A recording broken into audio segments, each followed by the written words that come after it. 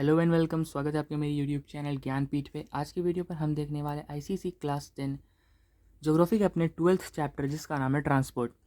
ये चैप्टर काफ़ी छोटा है और साथ ही साथ खुद में काफ़ी इंपॉर्टेंस रखता है, क्योंकि एग्ज़ाम में आपको अकेले 10 नंबर यहाँ से मिल सकते हैं। तो इस चैप्टर को बिल्कुल स्किप नहीं करना है, क्योंकि काफ़ी छोटा चैप्टर है और उसमें काफ़ी चीज़ें रिड्यूस भी हुई है।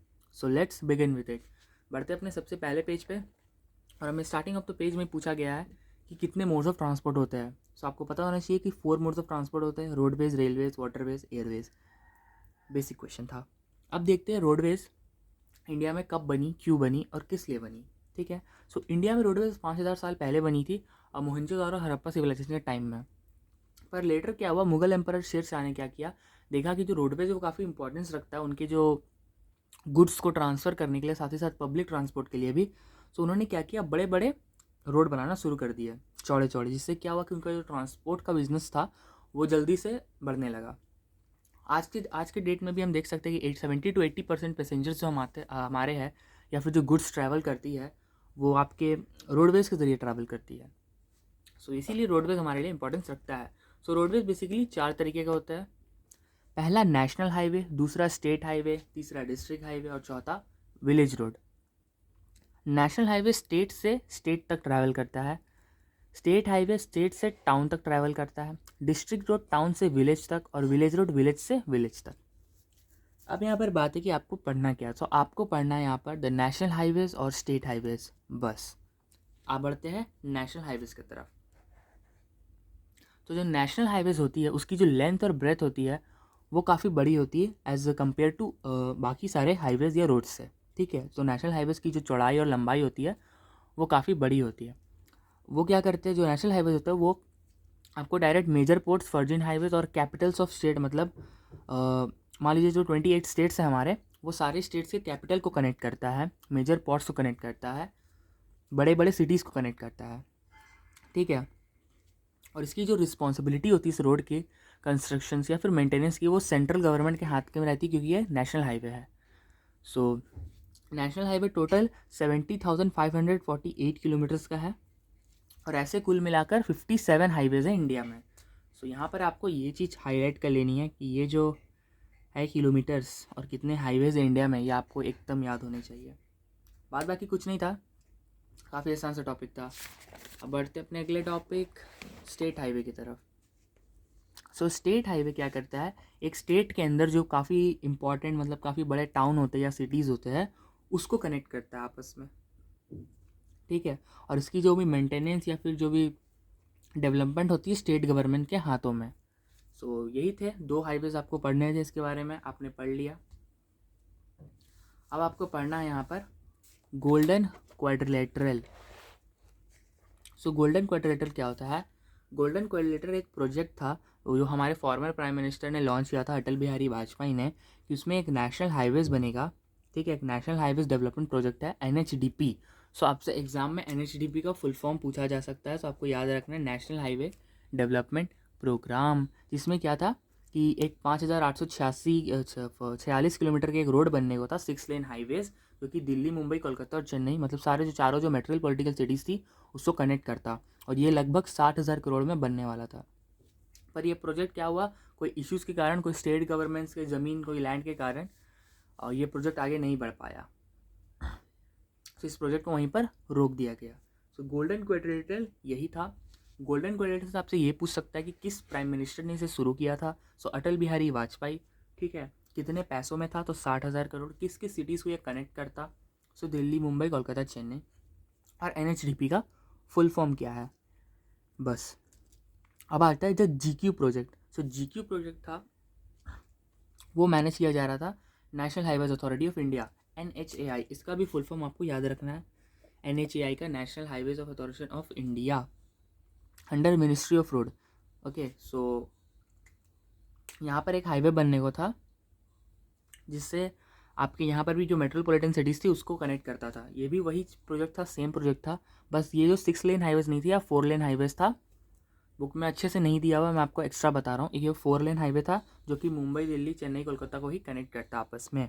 सो GQ प्रोजेक्ट एक सक्सेसफुल प्रोजेक्ट भी था यहाँ पर। सो यहाँ से इतना ही है। अब देखते हैं अपने अगले पेज। और यहाँ पर आपको पढ़ना होगा advantages of roadways and disadvantage of roadways. So देखते हैं क्या क्या एडवांटेज है रोडवेज के। सो रोडवेज का सबसे पहला एडवांटेज है कि जो पैसेंजर है वो डोर से डोर टू डोर आप क्या कर सकते हैं, ट्रैवल कर सकते हो। आप अपने घर से निकले, ऑटो बैठे या बस बैठे या कुछ भी बैठे, तो अपने घर से सामने वाले जगह पे बैठोगे। सो आपको उसके लिए कोई ज़्यादा दौड़ा भागी करने की ज़रूरत नहीं पड़ती है। दूसरा है कि जो ट्रांसपोर्ट होता है क्या बोलते हैं किसानों के लिए, वो काफ़ी आसान हो जाता है, क्योंकि उनकी जो भी सामान है वो डायरेक्टली अगर इंडिया में ही है तो वो आपको बेसिकली आपको रोडवेज से ही ले जाना पड़ेगा। रोड ट्रांसपोर्ट क्या होता है, सबसे पहला कि वो चीप होता है, काफ़ी चीपर प्राइस में आपको रोड ट्रांसपोर्ट आप कर सकते हो। रोड ट्रांसपोर्ट क्या होता है, हर एरिया में आपको क्या बोलते हैं पॉसिबल है, पर वो हिली और रीजन एरिया में पॉसिबल नहीं है, वहाँ पर अदर ट्रांसपोर्ट आपको यूज़ करना पड़ेगा। सो ये थे एडवांटेजेस ऑफ रोडवेज। अब देखते हैं disadvantage of roadways. So disadvantage में क्या होता है कि बहुत मतलब वेदर कंडीशन के कारण, जैसे मानसून पीरियड में क्या होता है कि रोडवेज सेफ़ नहीं होता है। आपके जो टायर्स है वो स्किड करने लगते हैं, जिससे एक्सीडेंट हो सकती है, दुर्घटना घट सकती है। सो पहला डिसएडवांटेज और सबसे मेजर डिसएडवांटेज भी यही होता है। दूसरा है कि जो आपके जो अंडर ब्रिज है, अगर आप मान लो अगर उससे जाते हो सो वो कभी भी टूट सकता है, कभी भी ढह सकता है, वहाँ पर भी आपके जान का खतरा है। सो ये भी एक इम्पॉर्टेंट आपका डिसएडवांटेज है। और लास्ट जो है कि रोडवेज़ में क्या होता है कि आपको सुरक्षा कम होती है, एक्सीडेंट ज़्यादा होते हैं यहाँ पर। सो आपके जो डेथ रेशियो है रोडवेज़ के मतलब बाकी ट्रांसपोर्ट के मुकाबले, तो रोडवेज़ एक अनसेफ जगह है। और एडवांटेज में चीपर भी है, तो जो जगह चीप होती है वो जाहिर सी बात है वो अनसेफ भी होगा। तो यही था advantage of roadways and disadvantage of roadways. So अब हम देखेंगे अपना अगला टॉपिक, जो कि है advantage of railways. So railways के एडवांटेज यहाँ पर है।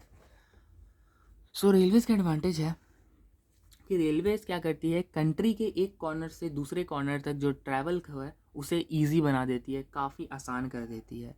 रेलवेज़ एग्रीकल्चर प्रोडक्ट्स को डिस्ट्रीब्यूट करने में काफ़ी हेल्प करती है एक अच्छे तरीके से। साथ ही साथ जो लेबर्स होते हैं जो हर दिन अपने घर से दूर जाकर काम करते हैं, उनके लिए रेलवेज़ काफ़ी मददगार होती है। जो आपको जनरली मुंबई, असम में आपको देखने को मिलता होगा, आपने टीवी में देखा होगा या कहीं भी देखा होगा। अगर आप मुंबई से हो तो आपको पता होगा कि जो लोकल ट्रेन्स होती है वो कितनी भीड़ में जाती है, क्योंकि हर दिन एक आदमी ट्रेन पर बैठता है, जॉब जाता है और शाम फिर वही ट्रेन से वापस आता है। सो काफ़ी ये इंपॉर्टेंट एडवांटेजेस है रेलवेज़ का। सो अब देख लेते हैं डिसएडवांटेज। रेलवेज़ काफ़ी हैवी एक्सपेंडिचर है और इसके कंटेंट्स और कंस्ट्रक्शन और मेंटेनेंस में काफ़ी खर्चा आता है। ठीक है, रेलवेज़ क्या आपको घर से नहीं उठा सकते डायरेक्ट डोर टू डोर, आपको एक पहले तो रोडवे से जाना होगा, उसके बाद आप ट्रेन पर बैठोगे, तब आप रेलवेज़ ट्रांसपोर्ट कर पाओगे। सो फालतू ये जो 2 पॉइंट थे ये काफ़ी इंपॉर्टेंट थे, यहाँ पर से ख़त्म करते हैं हम। एडवांटेज ऑफ रेलवेज़ और डिसएडवांटेज ऑफ रेलवेज़ यहाँ पर ख़त्म हुआ। अब देखेंगे जो अगला टॉपिक हमारे पूछा जाने वाला है वो है advantages of waterways and disadvantage of waterways. So दो पॉइंट है। पहला पॉइंट है एडवांटेज की ये चीपेस्ट मीन ऑफ ट्रांसपोर्ट है। ठीक है, काफ़ी सस्ता है ये ट्रांसपोर्ट सबसे ही, और इसमें कोई आपको कंस्ट्रक्शन की ज़रूरत नहीं पड़ती वाटरवेज की, ये डायरेक्ट ले किसी रिवर या सी को ही इस्तेमाल कर लेता है, यही उसका वेज है। डिसएडवांटेज है कि काफ़ी स्लो मीन ऑफ ट्रांसपोर्टेशन है और ड्राई पीरियड में काफ़ी दिक्कत करता है, क्योंकि जो पानी है वो तो ड्राई पीरियड में सूख जाएगी और आर्टिफिशियली हम पानी वहाँ पर भर नहीं सकते अपने ट्रांसपोर्ट को चालू करने के लिए। सो ये डिसएडवांटेज है। एग्ज़ाम में बेसिकली डिसएडवांटेज 2 ही पूछे जाते हैं। सो आपको ज़्यादा कुछ एक्स्ट्रा नहीं पढ़ना है, इस चैप्टर से अब तक जितना पढ़ाया गया है सिर्फ वही पूछा जाएगा एग्ज़ाम में। और सबसे ज़्यादा पूछा जा सकता है आपको ये वाला टॉपिक, गोल्डन क्वाड्रिलेटरल और जीक्यू प्रोजेक्ट। यहाँ से आपको पूरा अच्छे से रट के जाना है इस चीज़ को। ठीक है, बाकी तो काफ़ी छोटी छोटी चीज़ें हैं वो आपको याद हो ही जाएगी। अब देखते हैं, शायद ये हमारा लास्ट टॉपिक है। जी हाँ, advantages of air transport and disadvantage of air transport. So advantage हमारा यही है कि air transport is the fastest means of transportation. ठीक है, काफ़ी ये जो ट्रांसपोर्ट है सबसे फास्ट मीन ऑफ ट्रांसपोर्टेशन है। साथ ही साथ ये माउंटेन एरिया से फ्री है, ये माउंटेन एरियाज को क्रॉस करके जा सकती है ऊपर से। और थर्ड पॉइंट है कि जो रिमोट प्लेसेस है वहाँ पर ये आसानी से पहुँच सकती है, मतलब जहाँ पर कोई नहीं जा सकता, वहाँ पर बाकी ट्रांसपोर्ट नहीं जा सकती, वहाँ पर ये आराम से जा सकता है। अब देख लेते हैं डिसएडवांटेज। डिसएडवांटेज में सबसे बड़ा डिसएडवांटेज है कि हर कोई इसको अफोर्ड नहीं कर सकता, ये काफ़ी एक्सपेंसिव मीन ऑफ ट्रांसपोर्टेशन है। इसमें जो कैरिंग कैपेसिटी है वो लिमिटेड है। इसमें आप ट्रेन की जगह, जैसे मुंबई में लोकल ट्रेन चलता है, आप उसके तहत पैसेंजर्स भर नहीं सकते। ये कैपेसिटी, जितने सीट होंगे उतने ही पैसेंजर यहाँ पर भरे जाएंगे। तीसरा है कि वेदर, क्लाइमेट और वेदर इसको काफ़ी इफेक्ट करता है, जिससे इसकी जो टाइमिंग होती है उसमें अंतर पड़ता है। सो इस चैप्टर से सिर्फ इतना ही। इसके एक्सरसाइज से क्वेश्चन आप कर लीजिएगा, और इस चैप्टर से आपको मेन फोकस देना है इस वाले पार्ट को, गोल्डन क्वाड्रेटर और GQ project. So I hope आपको वीडियो पसंद आई होगी। अगर वीडियो पसंद आया है सो वीडियो को लाइक करना, चैनल को सब्सक्राइब करना और कमेंट करके बता देना कि आपको मेरी एक्सप्लेनेशन कैसी लगी, और कमेंट कर ये भी बता देना कि नेक्स्ट वीडियो किस टॉपिक पे चाहिए। तब तक के लिए थैंक यू, बाय बाय, मिलते हैं किसी नेक्स्ट वीडियो पे।